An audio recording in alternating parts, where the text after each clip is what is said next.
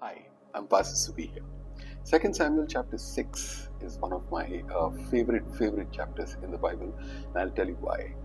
It speaks about this character called Obed-Edom. He's a man that's often overlooked in the Bible, but a man who can teach us some amazing facts about hosting the presence of God. This morning I want to talk to you about hosting God. Now, the background to this whole story is that David is bringing the Ark of God all the way back to Jerusalem. And as he's bringing the Ark of God back to Jerusalem, there's a lot of celebration going on, there's a lot of music going on, people are rejoicing because the Ark of God is coming back to Jerusalem. And in the midst of all this, Uzzah reaches out and touches the Ark of God and dies instantly. Now, I want you to think about this with me. The celebration has stopped, the music has stopped, fear has filled the atmosphere, and David in that moment says, how can the Ark of God ever come to Jerusalem, come to me? And in that moment what he does is he takes the Ark of God and he places it in the house of a man named Obed-Edom the Gittite. And now, if this was me, I will tell you, my reaction would be that, I would probably object to this, and I would say, hey, why don't you place the Ark of God in the house of a Levite, or in the house of a pastor, a priest, a prophet, an apostle, anyone who's more qualified? I'm just a simple man. I'm just a farmer. I'm just a laborer. I'm just going about my daily life. How can I be the man who has just seen someone dying and then go ahead and host the presence of God in my house? But the Bible says, 2 Samuel chapter 6 verse 11, it says, let me read that for you. For 3 months the Ark of God stayed in the house of Obed-Edom the Gittite. And I love that. I love that a simple common man like Obed-Edom could host the presence of God in his house for 3 months. That he did not know any rituals, he did not know any of the prayers that he's supposed to make, he did not know how to burn the candles, where to burn the candles, he did not know any of those things, and yet he was able to host the presence of God in his house for more than 3 months.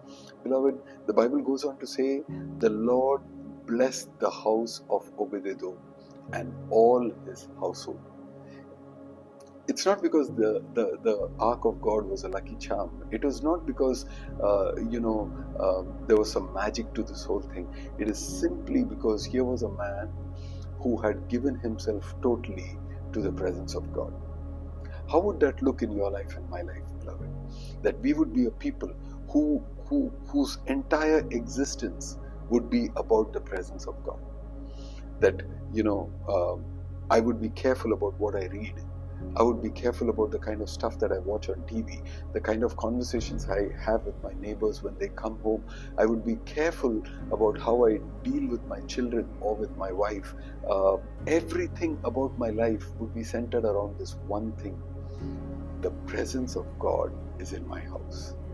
The next verse 12, goes on to say that they went and they spoke to David and told David, the king of the land, that everything about Obed-Edom is blessed because of the Ark of the Lord that dwells in his house. Think about it. That people would come and they would be able to look at me and they would be able to say, man, this guy is blessed because of the way he hosts the presence of God, because of the way he's sensitive to the presence of Jesus in his house and the way he lives and conducts his life, that he is blessed. And I will have blessings not just limited to funds, not just limited to finances. Please don't limit God by thinking that God blesses you only with your finances.